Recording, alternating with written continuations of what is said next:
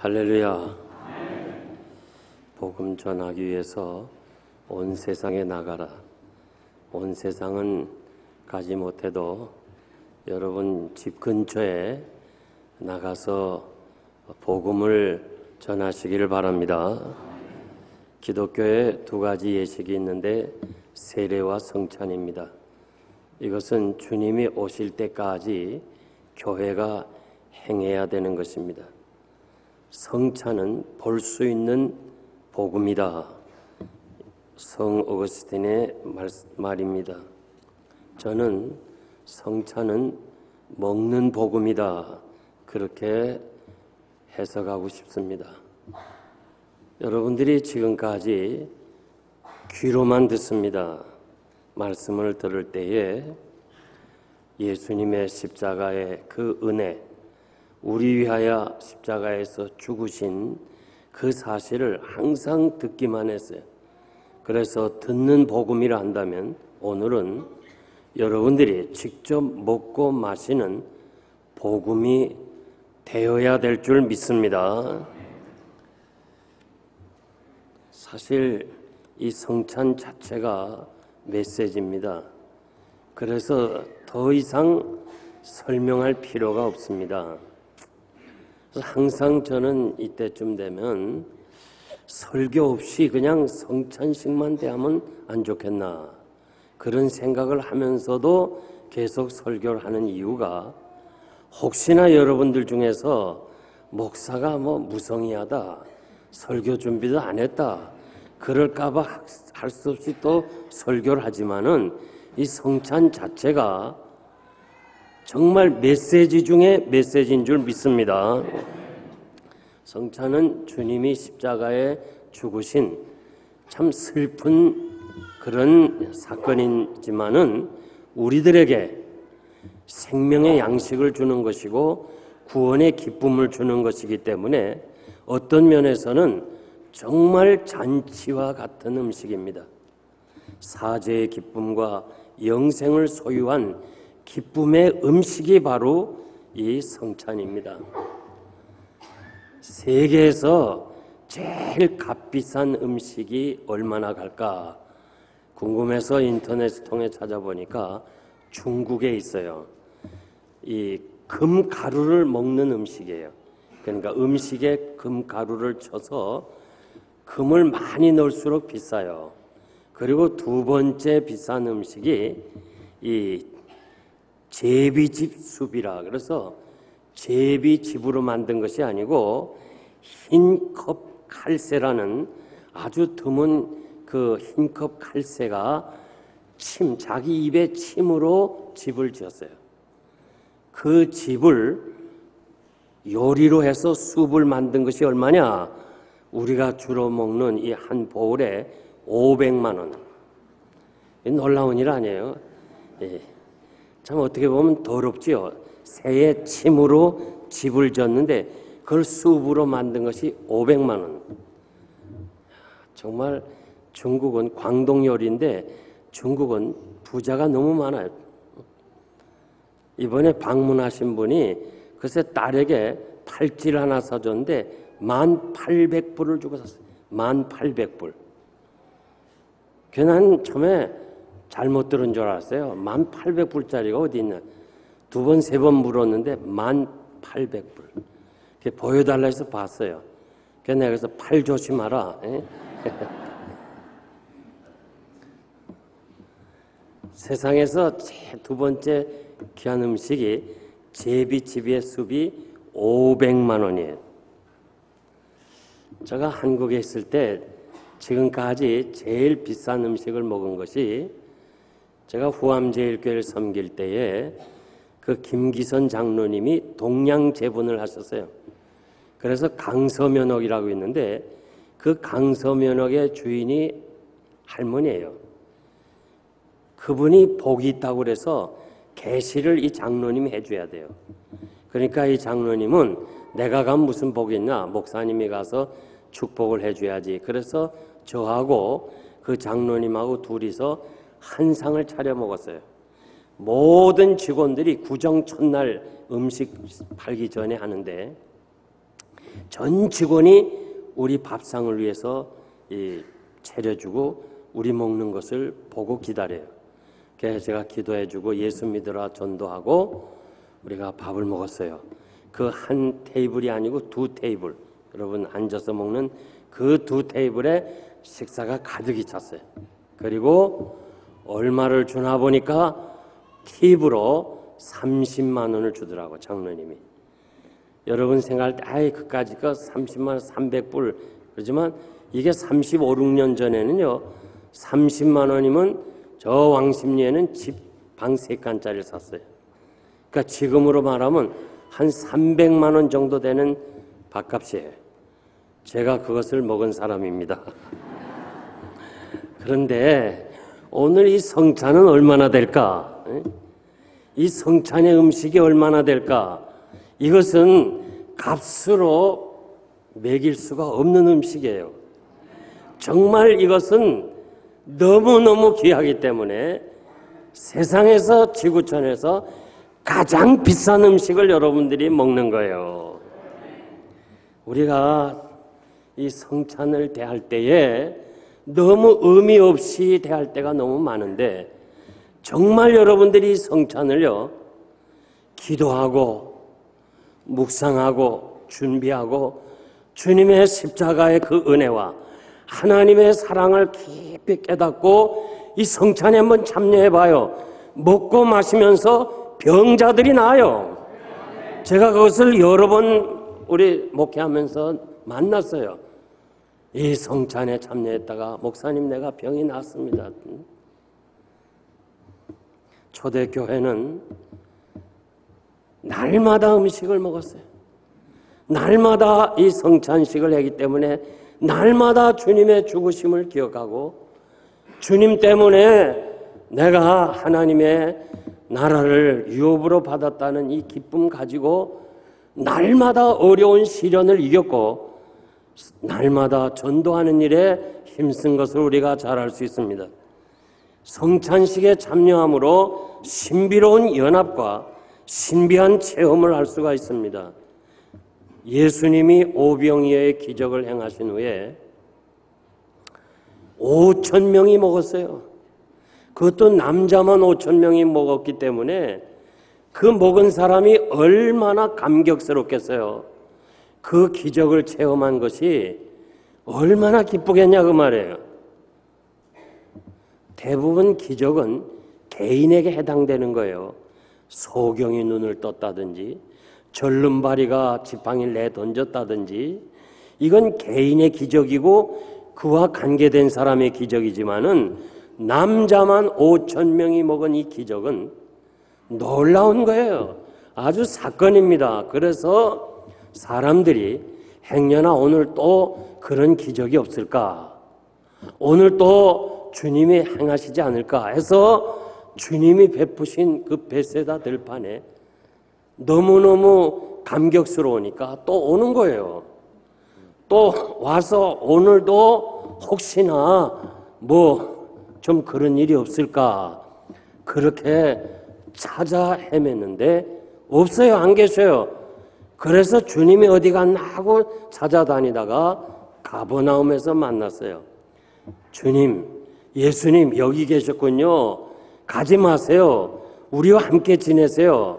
그럴 때 우리 주님이 너희가 나를 찾는 것은 표적 본 것이 아니고 기적에 감격한 것이 아니고 떡을 먹고 배부르기 때문에 나를 찾는다. 그렇게 말씀하시면서 썩을 양식을 위하여 애쓰지 말고 생명의 양식, 영생의 양식을 찾으라고 말씀하셨습니다. 그러면서 나는 생명의 떡이고 나는 하늘에서 내려온 산떡이다. 너의 조상들이 먹고 광야에서 그 만나를 통해서 먹은 그 떡은 먹고 죽었지만은 그러나 이 생명의 양식 내 살을 먹고 내 피를 마시면은 영원히 죽지 않고 산다고 하는 이 사실을 말씀해 주고 있습니다. 이럴 때 유대인들이 서로 다투었습니다. 서로 다투어서 저가 어떻게 살을 먹으라 하느냐, 어떻게 피를 마시라 하느냐 이렇게 이해를 하지 못했습니다. 육에 속한 사람은 하나님의 말씀을 이해하지 못합니다. 영에 속한 사람이 되어야 됩니다. 세상에는 두 종류의 사람이 있습니다. 하나는 육에 속한 사람, 하나는 영에 속한 사람. 교회 안에도 마찬가지예요. 죽종이 신자가 있어요. 알곡 신자가 있어요. 보기에는 똑같지만은요, 똑같이 교회 생활하지만요, 천국에 들어갈 알곡 신자가 있고 천국에 들어가지 못할 죽종이 신자가 있어요. 부부도 마찬가지예요. 영의 사람과 육의 사람이 만나면 정말 불행한 거예요. 불행한 연합이에요. 남편은 신앙생활 하려는데 아내는 하지 않는다. 아내는 신앙생활 하려는데 남편은 하지 않는다. 이상도 불행한 게 없어요. 정말 여러분들이 이 부부가 같이 앉아 있는데 예수 같이 믿고 함께 신앙생활하고 함께 천국에 갈 수 있는 거 큰 축복인 줄 믿습니다. 같은 것을 놓고 보면서도 육의 사람과 영의 사람은 다릅니다. 주님의 말씀은 문자 그대로 이해하려면 안 돼요. 옛날 로마가 기독교를 핍박한 이유 중에 하나가 저들 집단은 모여서 사람의 살을 먹고 피를 마신다. 이것 때문에 저들이 오해를 하고서 기독교를 핍박한 것을 우리가 알 수 있어요. 유대인들이 예수님이 내 살을 먹고 내 피를 마시라 그러니까 레위기 7장 26절에 보면 피는 먹지 말라 율법인데 어떻게 피를 먹어야 되나 그러면서 반발하기 시작했습니다. 살을 먹고 마신다. 이거는 한국 사람은 누구든지 잘 이해를 합니다. 여러분, 우린 이런 말을 해. 욕을 먹었다. 또 돈 먹었다. 검 먹었다. 나이 먹었다. 해 먹었다. 전부 다 먹은 것을 표현해요. 이게 가난의 상징일런지 모르지만은 그러나 다른 사람은 이해할 수 없어도 한국 사람은 잘 이해해요. 예수님이 내 살을 먹고 내 피를 마시는 자는 내 안에 거하고 나도 그 안에 거한다는 그 의미를 알게 된다는 거예요. 무슨 말이냐? 예수님과 연합을 한다는 거예요. 예수님과 나와의 관계가 이제는 끊을래야 끊을 수 없는 거예요. 욕을 먹었으면 내 것 아닙니까? 돈 먹었으면 내가 먹은 거 아니에요? 그와 같이 주님과 연합한 것을 우리에게 말씀해 주고 있습니다. 이 바울 사도는 먹는다는 이 말을 내가 그리스도와 함께 십자가에 못 박혔나니 그런즉 이제는 내가 산 것이 아니라 내 안에 그리스도께서 사신 것이라. 내가 이제 사는 것은 나를 위해 사는 것이 아니라 그렇게 주님의 먹고 마심을 해석했습니다. 여러분들이 오늘 이렇게 참으로 주의 십자가를 생각하면서 주님이 행하신 이 성찬식을 받으면서 진정으로 사도 바울처럼 내 안에 그리스도가 살아 역사하고 나는 십자가에서 죽고 주님의 새 생명이 여러분 안에서 힘있고 능력있게 역사하기를 원합니다. 주님이 계속해서 말씀하시는데 내 살을 먹고 내 피를 마시는 자는 영생을 가졌고 이미 영생을 가졌다고 그랬어요. 마지막 날에 그를 다시 살리시겠다. 여러분들은 다 영생을 소유한 사람입니다. 그리고 마지막 날에 주께서 영광스럽게 오시는 그날에 우리가 부활의 영광의 몸을 입을 것을 믿습니다. 여기서 먹고라는 말은 한 번 먹는 게 아니에요. 현재 분사형으로서 계속적인 행위를 가리키는 거예요. 여러분들이 육신을 위해서 하루에 적어도 한 끼 혹은 세 끼를 먹어야 육신을 지탱하는 거예요. 마찬가지로 영혼이 살아있는 우리들은 영혼의 양식이 있어야 돼요. 영혼의 양식을 매일처럼 먹어야 영적으로 강해지는 거예요. 만약에 육신의 양식을요, 한 달에 한 번 먹거나 1년에 한 서너 번 먹으면 살 사람이 누가 있어요? 다 죽어요. 마찬가지로 영적인 양식인 하나님의 말씀을 매일처럼 먹어야 되고, 그리고 특별히 성찬은 특별 음식이에요. 특별 음식. 아주 잔치입니다. 우리가 평소에는 예수님을 생각하지 않았다 해도요, 적어도 이 순간만은 예수님을 기억하고 생각하게 되니까 영적으로도 강해지는 거예요. 그래서 여러분들이 사실 정말 날마다 성찬식을 하면 얼마나 좋겠어요. 제가 어린 시절에도 기억하는 것은 교회가 자주 이 일을 행했어요. 그래서 그 어렵고 가난하던 시절에도 성도들이 믿음에 견고하게 섰습니다. 그런데 갈수록 이 성찬식이 적어져요. 우리가 성찬을 대하지 못한다 할지라도 적어도 여러분 마음속에 날마다 주님의 십자가를 묵상하고 날마다 주님이 나 위해서 생명을 주신 그 하나님의 사랑에 감사한다면 날마다 새 힘을 얻을 것이고 날마다 하나님의 은혜 속에 여러분들이 강해질 줄 믿습니다. 영혼이 강해지면 범사가 강해지고 그리고 건강하다고 말씀해 주고 계십니다. 여기서 우리 주님이 먹고 마시면 영생을 가졌고 마지막 날에 내가 다시 살리겠다는 말씀이 뭐냐? 성찬은 반드시 참여해야 된다는 거예요. 반드시 세례를 받아야 된다는 거예요. 여러분 가운데 세례를 받지 않는 사람들이 있는데 여러분 큰 불행입니다.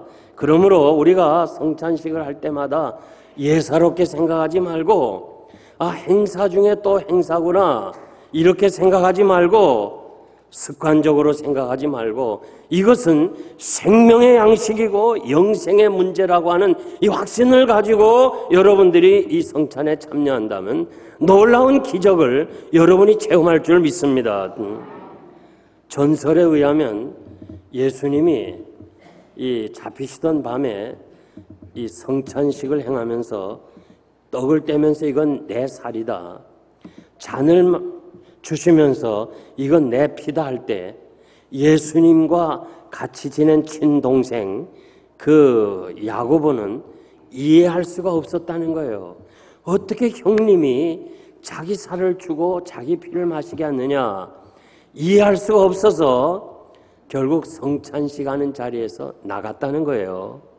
그런데 예수님이 다시 부활하시고 야고보에게 직접 만나서 부활의 모습을 보여주고 성찬식을 해줄 때에 야고보는 큰 감동을 받고 큰 은혜를 받고 그가 얼마나 신앙이 좋았으면 예루살렘의 초대 감독이 되었고 교회에 그리고 첫 번째 순교자가 됐어요. 정말 나는 오늘 여러분 우리가 습관적으로 가는 이런 예식이 아니고 생명과 연합한 정말 주님이 나 위해서 죽으시고 나 위해서 베푸신 이 귀한 자리, 이것을 먹고 마심으로 정말 내가 새 힘을 얻고 새로운 생명을 가지고 산다는 확신 속에 참여한다면 놀라운 기적이 일어날 줄 믿습니다. 그래서 오늘은 우리가 지상에서 참여하지만은 언젠가 오늘 참여한 여러분들이 그날에 우리 모두가 다 하나님 나라에서 영원히 함께 살 줄 믿습니다. 내 살을 먹고 내 피를 마신 자는 내 안에 거하고 나도 그 안에 거한다. 거한다는 말이 연합이라는 말이에요. 일시적인 것이 아니고 영원한 영속적인 관계를 가지는 것입니다. 여러분, 누구든지 그리스도 안에 있으면 새로운 피조물이라 이전 것은 지나갔으니 보라 새 것이 되었도다. 여러분들이 이 성찬에서 먹고 마시면서 주님이 내 안에 내가 주 안에 함께 연합하는 놀라운 축복을 여러분들이 받으실 줄 믿습니다. 살아계신 아버지께서 나를 보내심에 내가 아버지로 인하여 사는 것 같이 나를 먹는 그 사람도 나로 인하여 살리라. 오늘 이 성찬에 참여한 여러분들은 우리 주님이 약속해 주었어요. 여러분의 사는 날 동안 주님이 함께 하시겠다는 거예요. 이제는 내가 내 자신을 위해 사는 것이 아니고 주님이 나와 함께 사셔서 나로 하여금 우리의 모든 삶의 과정을 인도해 주시겠다고 약속해 주었습니다. 이 축복이 여러분과 함께 하실 줄 믿습니다. 믿지 아니하는 사람은 자기 힘으로 살아가요. 자기 능력으로 살아가요. 그러나 오늘 이 성찬에 참여한 여러분은 예수의 힘으로 살아가고 하나님의 은혜로 살아가고 세상이 감당할 수 없는, 세상이 할 수 없는 놀라운 하나님의 축복으로 살아갈 줄 믿습니다. 성찬은 누가 시작했나? 주님이 시작했어요. 주님이 마련한 식탁이 오늘의 성찬에 참여하신 여러분은 한 피바다 한 몸 이룬 형제여 자매입니다. 예수 그리스도의 피를 받은 사람들이. 주님이 이렇게 말해요. 새 생명을 너희에게 주노니 서로 사랑하라. 내가 너희를 사랑한 것 같이 너희가 서로 사랑하면 사람들이 너희가 내 제자인 줄 알리라. 여러분, 어머니 배에서 같이 난 형제라도요, 서로 혈액형이 달라요. 그러나 우리 모두는 다 예수의 피를 가진 사람들, 마지막 날에 다 살리심을 받을 수 있는, 정말 믿지 않는 내 형제보다도 믿는 영생 식구들이 더 여러분들에게 귀한 존재가 될 줄 믿습니다. 왜냐하면 영원히 하나님 나라에 같이 가서 살기 때문에 그렇습니다. 에베소서 2장 13절 보니까 전에는 너희가 멀리 있었어요. 서로 멀리 떨어져 있었나 이제는 예수 그리스도 안에서 예수의 피로 우리가 서로 가까워졌느니라. 성도 여러분, 우리가 전에는 서로 몰랐어요.